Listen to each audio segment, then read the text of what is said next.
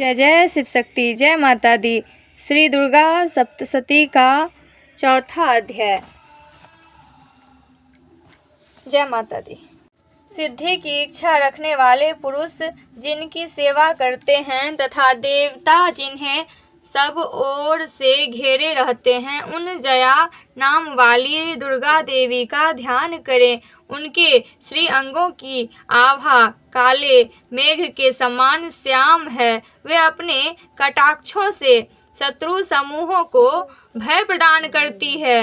उनके मस्तक पर आबद्ध चंद्रमा की रेखा शोभा पाती है। वे अपने हाथों में शंख, चक्र, कृपाण और त्रिशूल धारण करती है। उनके 3 नेत्र हैं। वे सिंह के कंधे पर चढ़ी हुई है और अपने तेज से तीनों लोकों को परिपूर्ण कर रही है। जय माता दी। जय जय शिव शक्ति। ऋषि कहते हैं, अत्यंत पराक्रमी दुरात्मा महिषासुर तथा उसकी दैत्य सेना के देवी के हाथ से मारे जाने पर इंद्र आदि देवता प्रणाम के लिए गर्दन तथा कंधे झुकाकर उन भगवती दुर्गा का उत्तम वचनों द्वारा स्तवन करने लगे।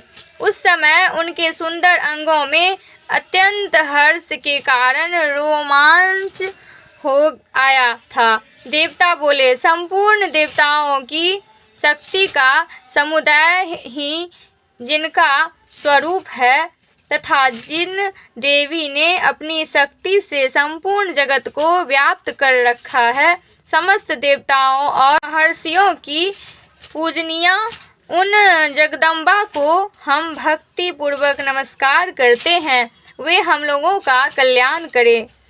जिनके अनुपम प्रभाव और बल का वर्णन करने में भगवान शेषनाग, ब्रह्मा जी तथा महादेव जी भी समर्थ नहीं हैं, वे भगवती चंडिका संपूर्ण जगत का पालन एवं अशुभ भय का नाश करने का विचार करें। जो पुण्यात्माओं के घरों में स्वयं ही लक्ष्मी रूप से, पापियों के यहाँ दरिद्रता रूप से शुद्ध अंततः करण वाले पुरुषों के हृदय में बुद्धि रूप से, सत्य पुरुषों में श्रद्धा रूप से तथा कुलीन मनुष्य में लज्जा रूप से निवास करती है। उन आप भगवती दुर्गा को हम नमस्कार करते हैं। देवी, आप संपूर्ण विश्व का पालन कीजिए। देवी, आपके इस अचिंत्य रूप का असुरों का नाश करने वाले भारी पराक्रम का तथा समस्त देवताओं और दैत्यों के समक्ष युद्ध में प्रकट किए हुए आपके अद्भुत चरित्रों का हम किस प्रकार वर्णन करें। आप संपूर्ण जगत की उत्पत्ति में कारण हैं। आप में सत्व गुण, रजोगुण और तमोगुण, ये तीनों गुण मौजूद हैं, तो भी दोषों के साथ आपका संसर्ग नहीं जान पड़ता। भगवान विष्णु और महादेव जी आदि देवता भी आपका पार नहीं पाते। आप ही सबका आश्रय हैं। यह समस्त जगत आपका अंशभूत है, क्योंकि आप सबकी आदिभूत अव्ययकृता परा प्रकृति हैं। देवी, संपूर्ण यज्ञों में जिसके उच्चारण से सब देवता तृप्ति लाभ करते हैं, वह स्वाहा आप ही हैं। इसके अतिरिक्त आप पितरों की भी तृप्ति का कारण है। एतव्य, सब लोग आपको स्वधा भी कहते हैं। देवी, जो मोक्ष की प्राप्ति का साधन है, अचिंत्य महाव्रत स्वरूपा है, समस्त दोषों से रहित, जितेंद्रिय तत्वों को ही सार वस्तु मानने वाले तथा मोक्ष की अभिलाषा रखने वाले मुनिजन जिसका अभ्यास करते हैं वह भगवती परा विद्या आप ही हैं। आप शब्द स्वरूपा हैं। अजुर्वेद तथा उद्गीर्थ के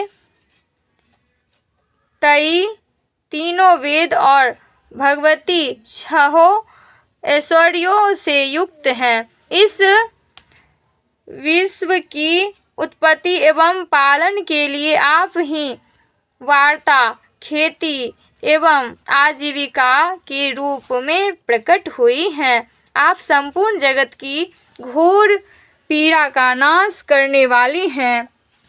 देवी, जिससे समस्त शास्त्रों के सारस का ज्ञान होता है, वह मेधा शक्ति आप ही हैं। दुर्गम भवसागर से पार उतारने वाली नौका रूप दुर्गा देवी भी आप ही हैं। आपकी कहीं भी आसक्ति नहीं है। कैटभ के शत्रु भगवान विष्णु के वक्षस्थल में एकमात्र निवास करने वाली भगवती लक्ष्मी तथा भगवान चंद्रशेखर द्वारा सम्मानित गौरी देवी भी आप ही हैं। आपका मुख मंद मुस्कान से सुशोभित निर्मल पूर्ण चंद्रमा के बिंबल का अनुकरण करने वाला और उत्तम स्वर्ण की मनोहर कांति से कमनीय है।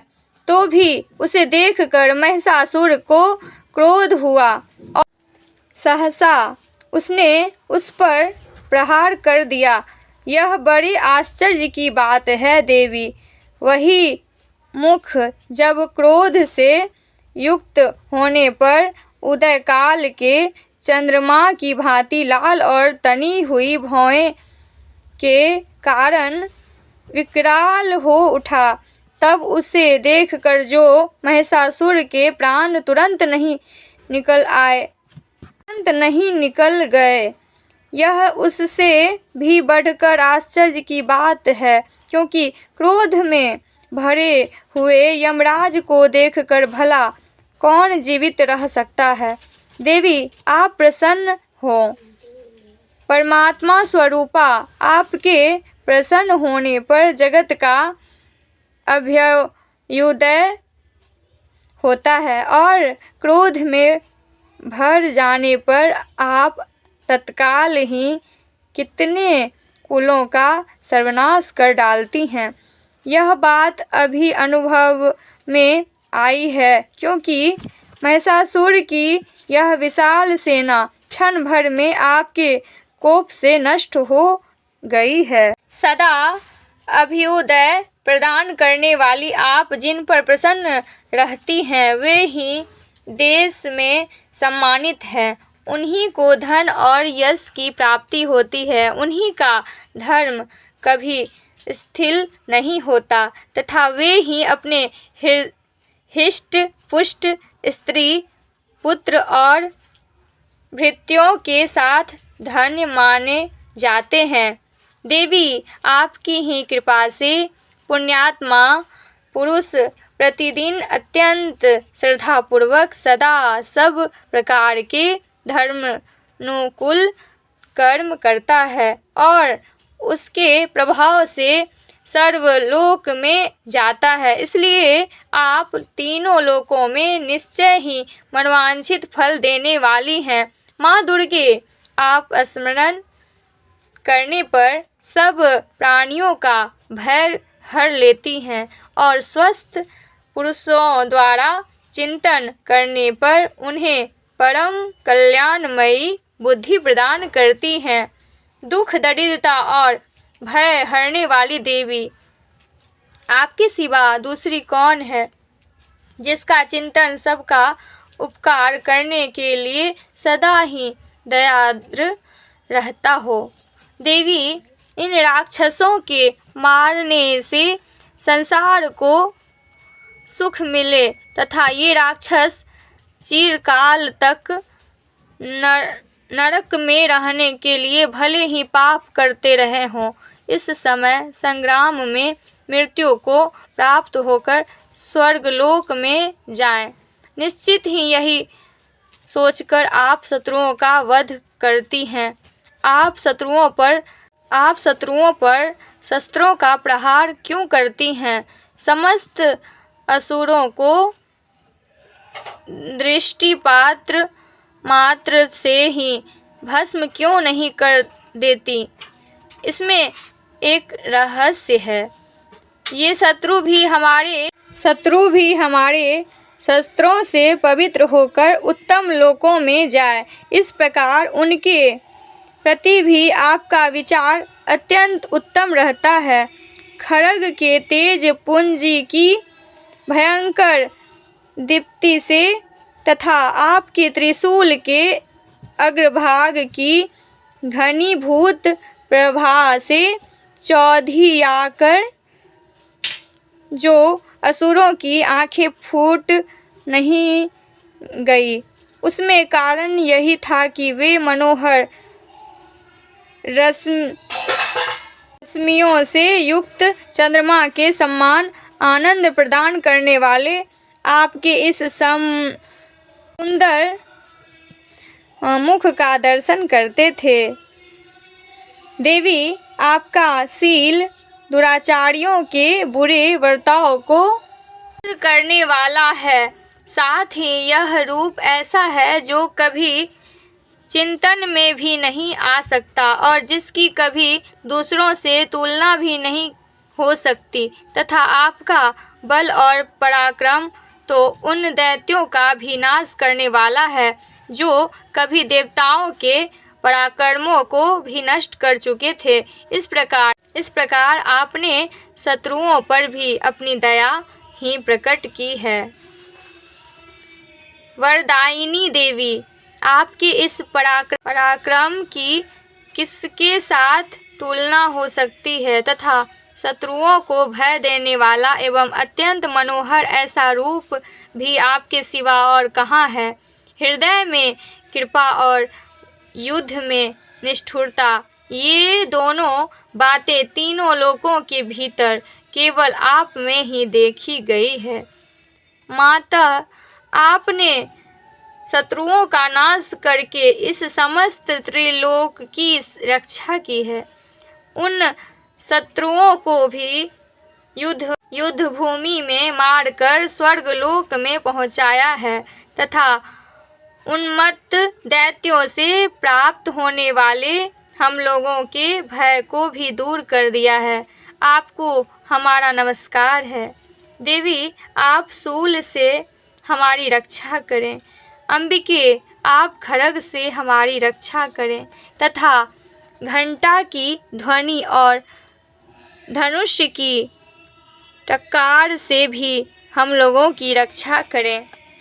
चंडिके, पूर्व, पश्चिम और दक्षिण दिशाओं में आप हमारी रक्षा करें तथा ईश्वरी,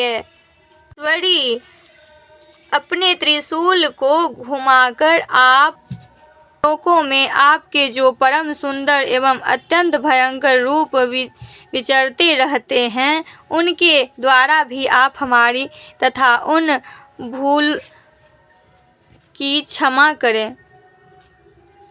अंबिके, आपके कर पल्लवों में शोभा पाने वाला खड्ग, शूल और गदा आदि जो अस्त्र हो, उन सब के द्वारा आप सब ओर से हम लोगों की रक्षा करें।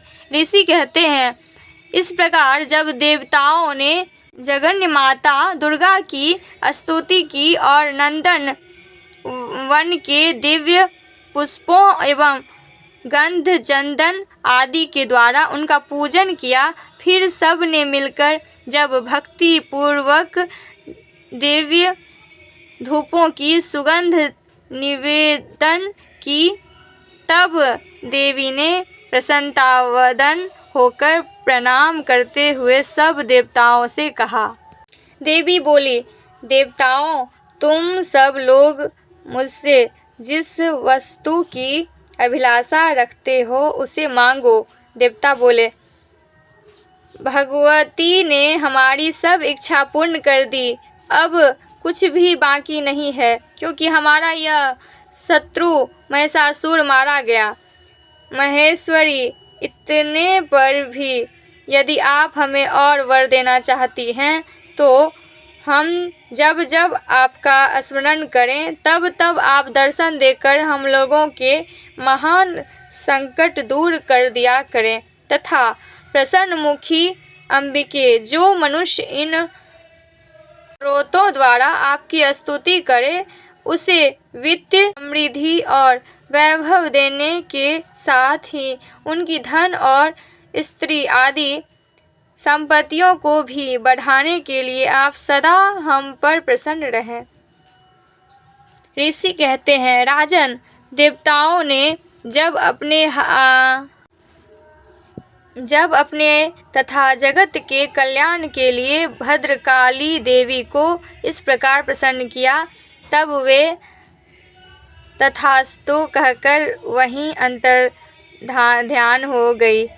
भूपाल, इस प्रकार पूर्व काल में तीनों लोकों का हित चाहने वाली देवी जिस प्रकार देवताओं के शरीर से प्रकट हुई थी, वह सब कथा मैंने कह सुनाई। अब पुनः देवताओं का उपकार करने वाली वे देवी दुष्ट दैत्यों तथा शुंभ निशुंभ का वध करने एवं सब लोकों की रक्षा करने के लिए गौरी देवी के शरीर से जिस प्रकार प्रकट हुई थी, वह सब प्रसंग मेरे मुख से सुनो। मैं उसका तुमसे यथावत वर्णन करता हूँ। इति श्री मार्कंडेय पुराणे सार्वणिके मन्वन्तरे देवी महात्म्ये शक्रादेस्तु तीर्णाम चतुर्थ अध्याय।